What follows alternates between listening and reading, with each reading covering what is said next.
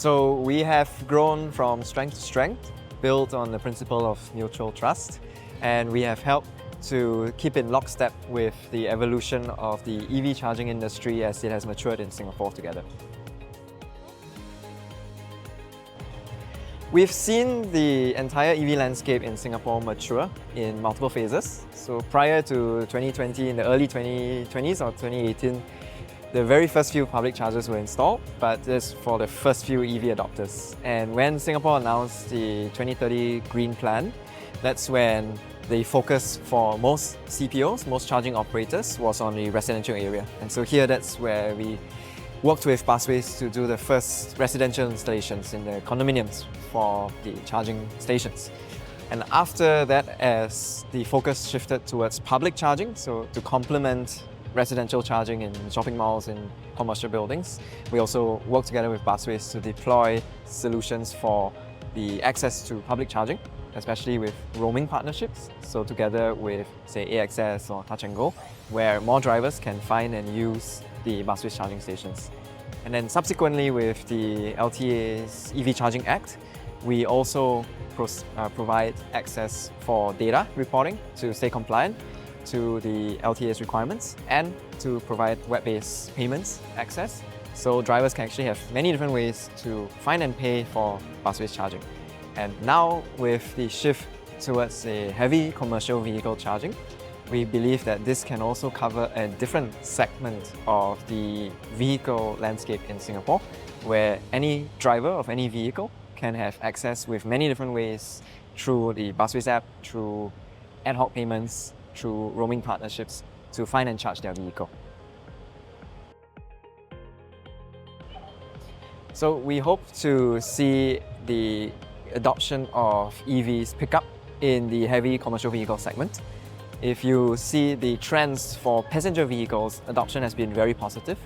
So we're growing almost double digits in percentage growth or triple digits percentage growth for passenger vehicles. As of Q3, Q4 in 2025, more than half of all passenger vehicles sold have been pure electric. And that is up from just 10% or less than 10% in, say, 2022. This is the same pattern we hope to play out in heavy commercial space for these kinds of vehicles.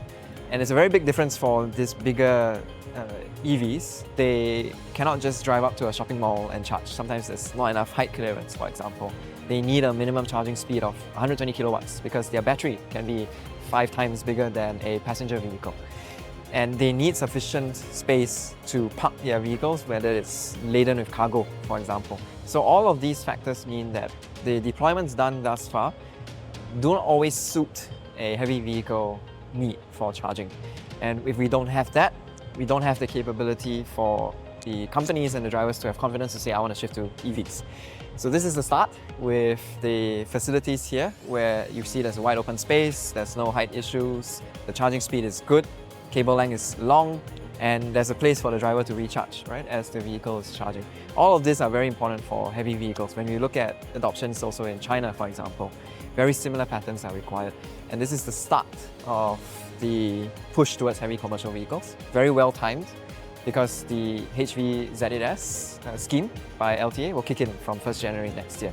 So with subsidies focused on encouraging purchasing EVs, you also have the right kinds of the charging facilities available and the right accessibility for it.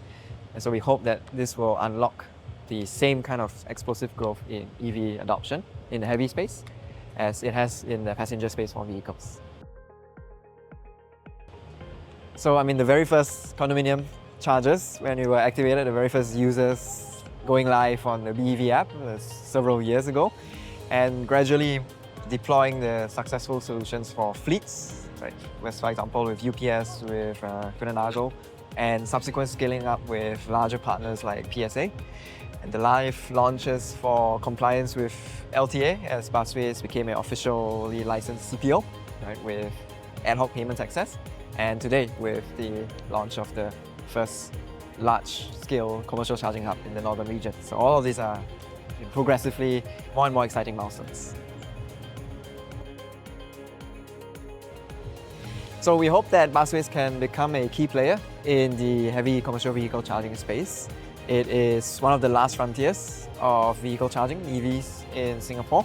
And with this, then busways would be able to serve every kind of segment, right? Residential, public, passenger vehicle, heavy commercial vehicles. So you can become a key player in the transition to a fully electric future for Singapore.